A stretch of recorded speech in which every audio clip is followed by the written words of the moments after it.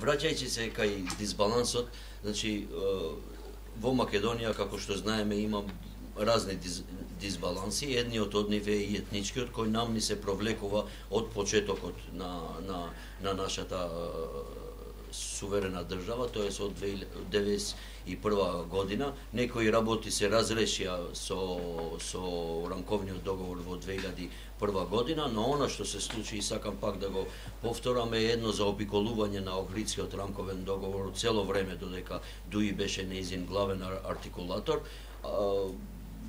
посебно во заедничкото владење со ДПМН последните цела една декада, што донесе некои работи, значи да во македонската јавност дури и да се подзаборават дека се решени. Во тоа спаѓа значи и јазикот, во тоа спаѓа и дебатата за химната и за грбот и така натаму, и целиот тој манифест на некој начин, ова платформа, како се викаше, декларацијата која беше донесена, всушност е на некој начин и признавање на ДУИ дека ниедна од тие работи не ги завршила, дури вака по-радикално може да се прикаже дека ДУИ тој ден призна дека немала никогаш политичка платформа, па излегува две нови албански партии кои ја натераа ДУИ да почне да се бави со политика. Мислам, тоа може и така да се гледа, секако со посредништво на албанскиот премиер, кој не е само премиер на Република Албанија, туку е на некој начин и албански премиер, и таа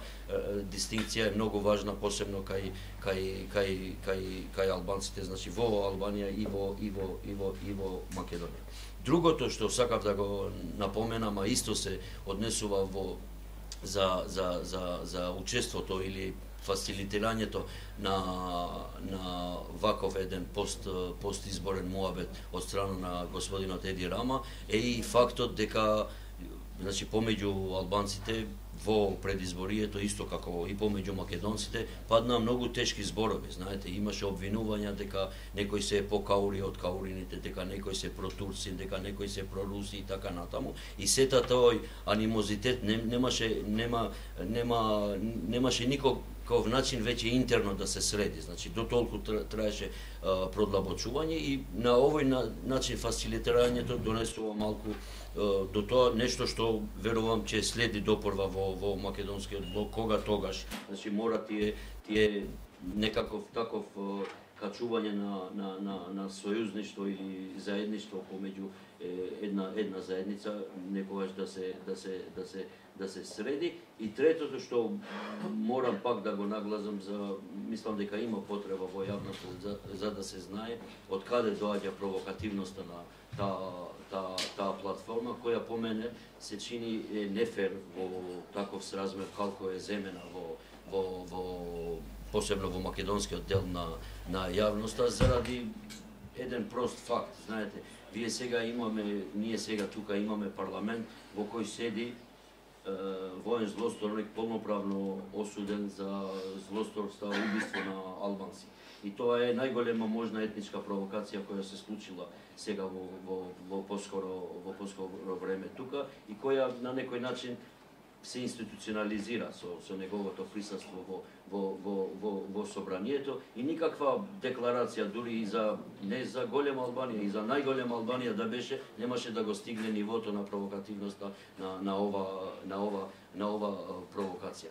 Она што сакав исто за платформата, што успеав до денеска да осознам, иако вчера веќе со заклучоците на ДУИ-те, таа платформа некако се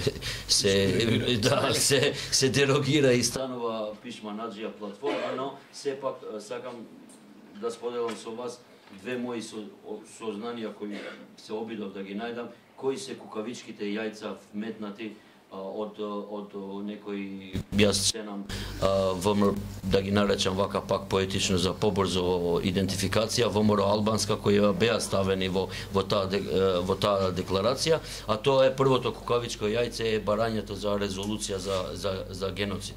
Знаете, резолуција за геноцид е нешто легитимно, знаете, во светот има разни така ерменски, турски, не знам, други барања, и тие се легитимни во некаков случај, но во нашиот случај оптекот на тоа беше тотално абсурден. Не можете да барате нешто од Македонија пред таа да постои воопшто. Значи во политички смисол Македонија ја немаше предасном и секакво барање од 1912 е барање, значи кое е туѓо или кое ќе погрешно ќе се разбере, како барање кон македонците кои заеднички нели војувале со бугарите и со албанците против тогашниот српскиот окупатор. Тоа така било, мислам, до не знам која година. Ние за среќа на историјата и на иднината имаме и заеднички востанија кои сме ги направили. И тоа менува токот. И второто кукавичко јајце е посетата на албанските политички артикулатори од Македонија во Косово. Знаете, Република Косово